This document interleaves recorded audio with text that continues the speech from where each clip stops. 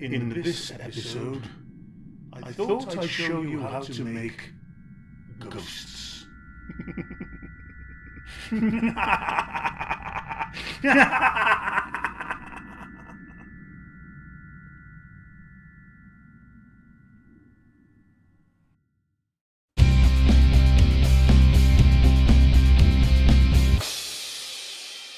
Media. Hello, and welcome to the Media Channel. I'm your host, William Hugh. The ghost effect. Now, it's a staple of the movie industry, and despite being one of the easiest special effects you can do, it remains impressive. And in this episode, I'm going to show you how you can do it for yourself. Now, I did this particular demo on Sony Vegas Pro 13, but the requirements aren't particularly demanding, and so this should work on any of the Sony Vegas editors. And yes, to some of you out there, this demo is going to be a bit old hat, but for others, it will be a revelation when they see how simple this is to pull off. So, if you've never done it before, but you would like to know how, then here you go. The ghost effect is a double exposure effect, and like all double exposure effects, needs to be shot on a camera that is absolutely static, preferably locked down on a tripod like this. To create the effect, in addition to the actor's bit, we also need what is known in the trade as a clean plate. That is, a static shot of the background without the actor.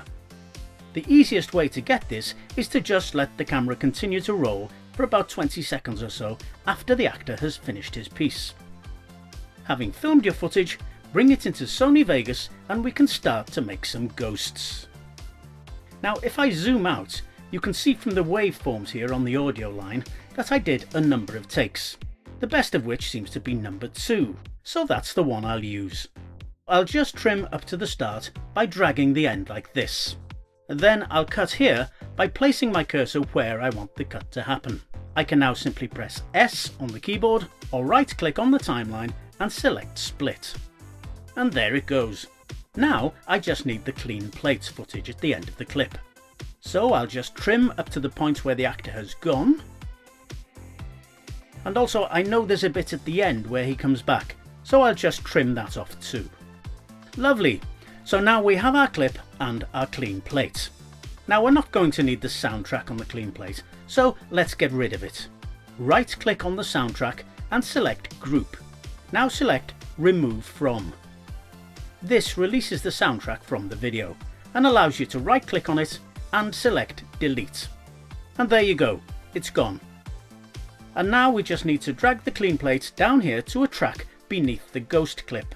As you can see, the clean plate could do with being a wee bit longer, but that's okay because we can stretch it by holding down the control key and grabbing this edge and pulling.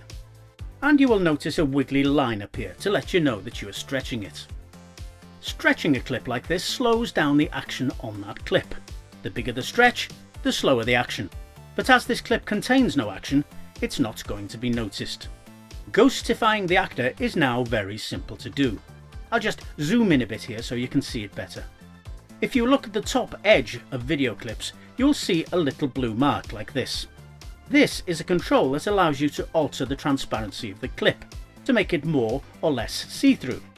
If you now drag it down to about 50% transparency or thereabouts, it becomes see-through enough to see the clean plate background beneath it, making the actor look ghost-like. When the clip is played though, the ghost appears, well, a bit suddenly, so let's create a spookier appearance. First, I'm going to add a fade in by grabbing the top corner here and pulling it. About 3 seconds or so should do. There, that looks better already. And as it's a bit too long, I'll just trim it in a bit as well. And I'll just do the same at the other end. Now the fades are very nice, but I'd like something a bit more unusual. So I'm opening the transitions and I'm going to select Gradient Wipe. Now as you can see, there are a number of different styles we could use. But I'm going to go for Soft Noise, which is a nice effect. So I just drag and drop it onto the fade like this, and this dialog box opens, allowing you to fiddle with the settings to your heart's content. For this particular effect, I set both the threshold blend and the gradient blur to 0.5, and I changed the direction from forward to reverse. And when played, this is what it looks like. Happy with the look of that, I did exactly the same to the exit fade. And there it is. Now to trim the clean plate. I'll just make a fade of about, say, 1.5 seconds at the front, and then I'll trim it so that the end of the fade coincides with the beginning of the top clip.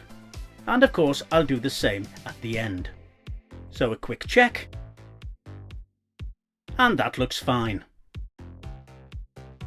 We're nearly there now. All that's needed is a spooky voice.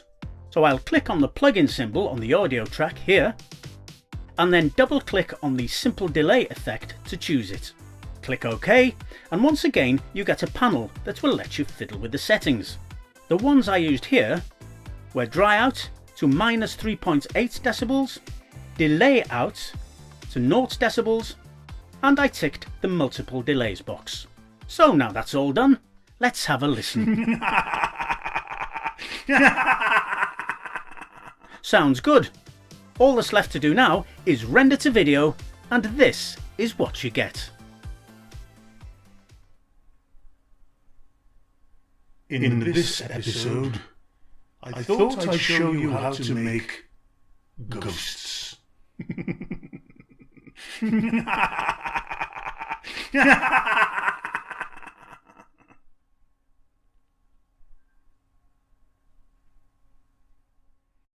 So there you have it, everything you need to know to do a bit of ghosting. But please don't disappear completely, will you? Because I'd like to see you here again, next time, on the Media Channel.